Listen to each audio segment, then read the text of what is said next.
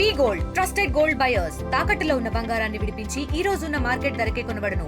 మరిన్ని వివరాలకు సంప్రదించండి 77107720. ఆగ్నేయ బంగాళాఖాతంలో వాయుగుండంగా మారి ప్రస్తుతం అల్పపీడనం కాస్త వాయుగుండంగా మారింది. ఈ నేపథ్యంలో 2 రోజుల పాటు కూడా భారీ వర్షాలు కురిసే అవకాశాలు ఉన్నాయని వాతావరణ శాఖ అధికారులు హెచ్చరిస్తున్నటువంటి నేపథ్యం. ఈ నేపథ్యంలో ఒకసారిగా మనం చూస్తే ఇక్కడ ఇది కడప నగరంలోని ఓ ప్రాంతం. ఇక్కడ అప్సరాల్ కూడలి సమీపంలో ఉన్నటువంటి ఈ ప్రాంతంలో వర్షం వస్తే దాదాపు మోకాటి లోతు నీళ్లు ప్రవహిస్తూ ఉంటాయి. అయితే వర్షం వస్తుందని తెలిసి కూడా ఇక్కడ మనం చూస్తే ప్రధానంగా ఈ కాలువల్లో పైకప్పు లేని పరిస్థితి. అంటే గతంలో మనం చూసాం రాయచోట్లో కూడా ఇదే తరహాలో ప్రమాదం జరిగి ఒకే ఒక కాలువలో ప్రవహిస్తున్న నీరు కారణంగా అంటే ప్రమాదవశాత్తు కాలు పెట్టి కాలువలో కొట్టుకొని పోయి 4 ముచ్చినటువంటి ఘటన ఇటీవల కాలంలో చోటు చేసుకుంది. అంటే గత నెల కాలంలో చోటు చేసుకున్న పరిస్థితి. అయితే ఈ నేపథ్యంలో అధికారులు కూడా ఇక్కడ కాలువను పూర్తిగా తీసివేశారు. అయితే ఎక్కడైతే వర్షాల కారణంగా వరద నీరు ఉధృతంగా ప్రవహిస్తున్న నేపథ్యం ఆ నేపథ్యంలో కూడా ఒకసారిగా కూడా అటు అధికారులు కూడా ఏదైతే త్రవ్వకాలు అంటే పూడిక తీసే పనిలో భాగంగానే ఇక్కడ కాలువను త్రవ్వడం జరిగింది. కాలువను త్రవ్వినటువంటి అధికారులు ఆ తర్వాత పైకప్పును మర్చిపోయారు. అంటే ఓ రకంగా వర్షం కురిస్తే ఈ ప్రాంతంలో మోకాటి లోతు నీళ్లు ప్రవహిస్తే ఆ మోకాటి లోతు నీళ్లు ప్రవహిస్తుండగా కూడా ఒక్కసారిగా కూడా ఎవరైనా ప్రమాదవశాత్తు కాలు పెడితే మాత్రం ఖచ్చితంగా ఈ వరద నీటి ప్రవాహాన్ని కొట్టుకొని పోయే పరిస్థితి.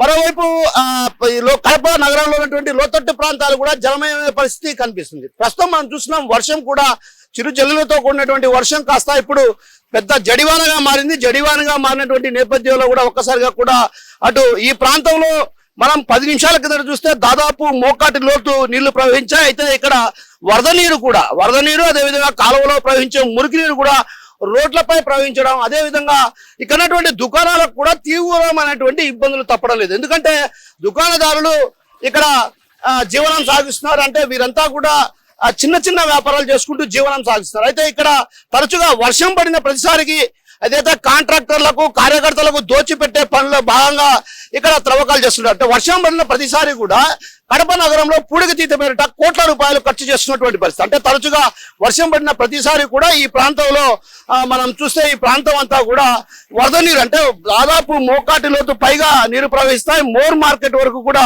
నీరు ప్రవహిస్తున్నటువంటి పరిస్థితి. ఆ నేపథ్యంలోనే అటు ఇక్కడ అధికారులు కూడా పూడిక తీసే పనిలో భాగంగానే ఇక్కడ ఏదైతే కాలువలో పైకప్పును తీసివేయడం జరిగింది. అయితే ప్రమాదవశాత్తు ఇక్కడ ఎవరైనా అంటే ఒక రకంగా వర్షం భారీగా పడితే మాత్రం నీరు అంటే ఒక రకంగా కాలువ కనిపించని పరిస్థితి. అంటే కాలువ కనిపించకుండా పోతే మాత్రం ఖచ్చితంగా ప్రమాదవశాత్తు మనం చూస్తే అక్కడ ఆ ప్రాంతంలో మన వీడియో జర్నలిస్ట్ రాము చూపిస్తారు, మనం గమనించవచ్చు.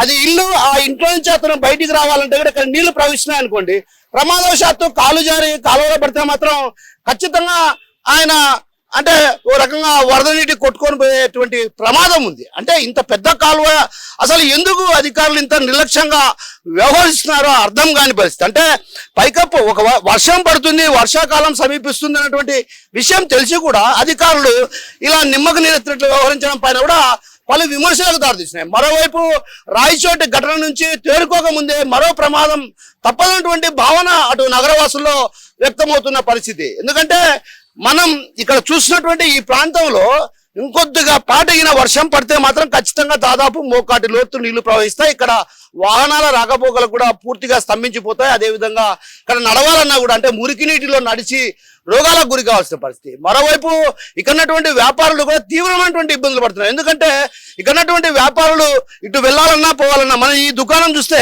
ఇది ఒక ఎలక్ట్రికల్ దుకాణం. ఇక్కడ ఫ్యాన్లు అదేవిధంగా గ్రైండర్లు రిపేర్ చేసేటువంటి ఈ దుకాణం ఉంది. అయితే ఈ దుకాణంలోకి అటు వెళ్ళాలన్నా కూడా వెళ్ళలేని పరిస్థితి. ఎందుకంటే మనం చూడొచ్చు కాలువను దాటుకొని వెళ్ళాలా అంటే ఒక రకంగా ఆ ఇంటి వైపు నుంచి అటు వెళ్ళి అక్కడటువంటి ఆ పిట్టగోడను దాటుకొని లోనికి వెళ్ళాలి. అంటే ఎంతటి ప్రమాదకరమైనటువంటి పరిస్థితులు ఉన్నాయో మనం అర్థం చేసుకోవచ్చు. అయితే అధికారులు మాత్రం నిమ్మకు నీరెత్తినట్లు వ్యవహరిస్తున్నారు. వర్షాలు వస్తాయని తెలిసి కూడా అధికారులు తరచుగా ఇక్కడ ఉన్నటువంటి ఈ ప్రాంతంలో అంటే ప్రధానంగా అప్సరాల్ కూడలి ప్రాంతంలో పైకప్పును తీసేశారు.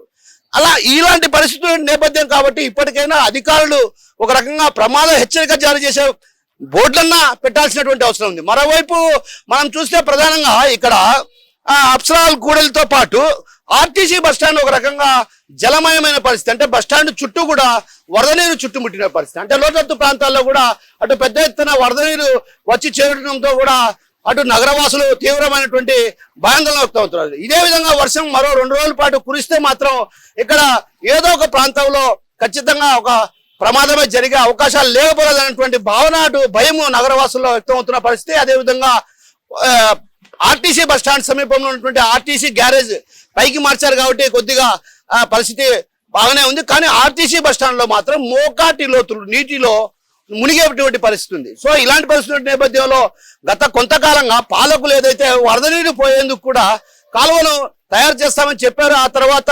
మారినటువంటి కమిషన్లు వీటిపైన ప్రత్యేకమైన దృష్టి సారించలేనటువంటి విమర్శలు వ్యక్తమవుతున్నాయి. ఎందుకంటే గతంలో ఉన్నటువంటి కమిషనర్ సాయి చంద్ ప్రవీణ్ ఏదైతే వరదల కారణంగా కూడా జలమయం అవుతున్నటువంటి ప్రాంతాలను గుర్తించి ఆయా ప్రాంతాల్లో ఆయన ప్రత్యేకించి కాలువను కూడా త్రవించారు. అయితే కాలువను త్రవించి ఆ తర్వాత అధికారులు వీటిని విస్మరించడంతో, అంటే కుటుంబ ప్రభుత్వం అధికారంలోకి వచ్చాక ఒక రకంగా విస్మరించాలన్నటువంటి ఆరోపణలు కూడా బలంగా వినిపిస్తున్నాయి. ఎందుకంటే ఇక్కడ మనం అప్సరాల్ కూడల్లో ఒక అపార్ట్మెంట్ లోకి నీళ్లు వెళ్ళాయి, గ్రౌండ్ ఫ్లోర్ లోకి అంటే సెల్లార్ లోకి నీళ్లు వెళ్ళాయి.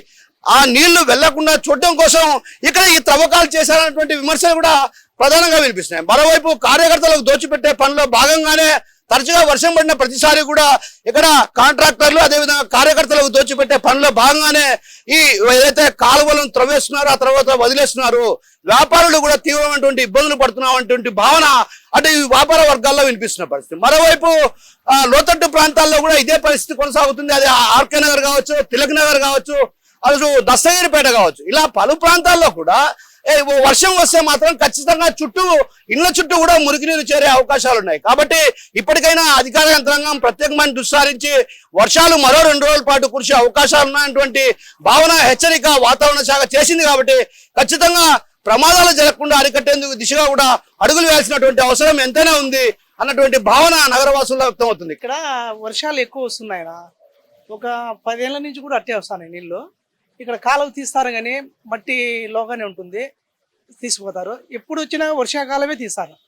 వర్షం లేనప్పుడు తీసి నీట్గా చేసే కానీ నీళ్ళు ఫ్లోటింగ్ ఉండవు. కాబట్టి ఇప్పుడు వర్షాలు ఉన్నప్పుడు తీసేసి ఎంత వేసిపోతారు.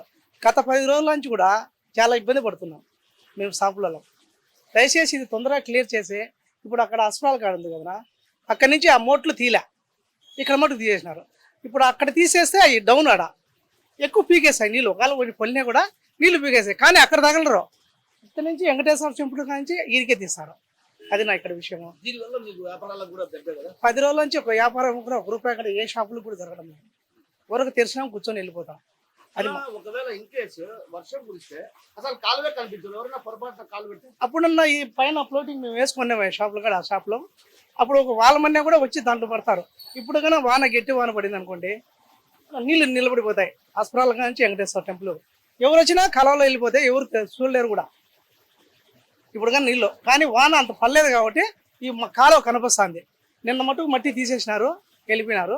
ఇంతవరకు ఏం లేదు దీని గురించి. బుడదంతా ఉంది, దుమ్ము నిన్న మధ్యాహ్నం దుమ్ము షాపులన్నీ నిండిపోయినాయి. మళ్ళీ నీళ్ళు మటుకు చల్లి వెళ్ళిపోయినారు అంతే.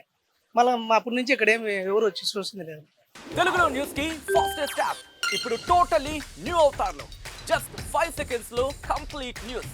సోషల్ మీడియాలో ట్రెండ్స్ కి one stop solution. Live TV app voice search option తో ఇప్పుడే డౌన్లోడ్ చేయండి లేదా అప్డేట్ అయిపోండి.